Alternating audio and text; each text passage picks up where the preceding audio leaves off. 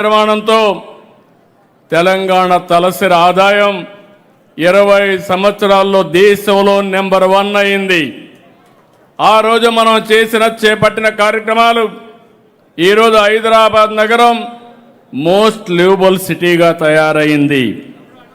అప్పుడు ఐటీ అన్నాం, ఇప్పుడు ఆ రోజు ఐటీ అని సైబరాబాద్ సిటీ నిర్మాణం చేస్తే నేడు దానికి తగ్గట్టుగా దానికంటే మించిన నగరం అమరావతిని మరొకసారి మీ అందరికీ విజ్ఞప్తి చేస్తున్నాను.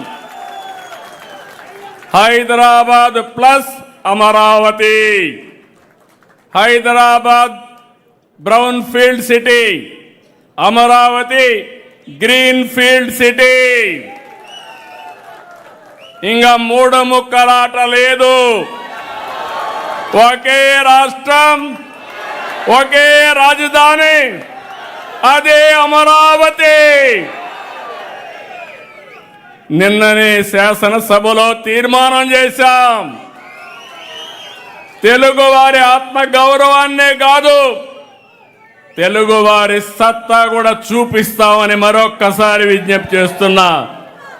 తొందరలోనే కేంద్రం కూడా చట్టం చేస్తుంది. ఇంకా రాబోయే రోజులు అమరావతిని ఇంచు కూడా కదిలించలేరు. ఎందుకోగాను నాకు ఇప్పుడు కూడా అర్థం కాదు. ప్రజా రాజధాని అమరావతి, దేవతల రాజధాని అమరావతి. ఆ అమరావతి చెప్తే నిద్ర రాంది కొంతమందికి, శాశ్వతంగా నిద్ర రాదు. అమరావతికి వచ్చే పరిస్థితులు కూడా లేరు.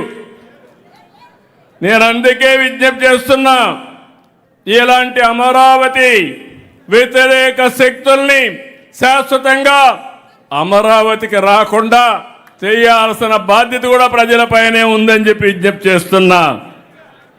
బీసీలకు రాజ్యాధికారం కట్టబెట్టాం, ఎస్సీలకు వర్గీకరణతో న్యాయం చేశాం, ఎస్టీలకు భూములు పథకాలు ఇచ్చి జీవితాలు మార్చాం, మైనారిటీల కోసం కార్పొరేషన్ పెట్టాం, వారి జీవన ప్రమాణాలు పెంచే కార్యక్రమాలు తెచ్చాం. జవాబుదారీ రాజకీయాలకు దేశానికి పరిచయం చేశాం, వ్యవస్థల్లో పారదర్శకత బాధ్యత పెంచాం. తెలుగుదేశం పార్టీ విజయాలనే కాదు, సంక్షోభాలని సవాళ్లను చూసింది, కుట్రల్ని, అదే మరిగా సంక్షోభాలను ఎదుర్కోవడం మనకు కొత్త కాదు. ఇప్పుడు మీరు వీడియో చూపిస్తే నాకు పాత చరిత్ర అంతా కూడా నెమరేసుకునే పరిస్థితికి వచ్చి చూసినప్పుడు నేను కూడా చాలా ఎమోషనల్గా కూడా ఫీల్ అయ్యాను. ఎంతమంది కార్యకర్తలు త్యాగాలు చేశారు, ప్రాణాలు పోగొట్టుకున్నారు, ఆస్తులు పోగొట్టుకున్నారు, నిద్ర లేని రాత్రులు గడిపారు, పోలీస్ స్టేషన్లో ఎక్కడికి తీసుకుపోతారో తెలియకుండా ఎంత అవస్థపడాలనో అంత అవస్థపడ్డారు.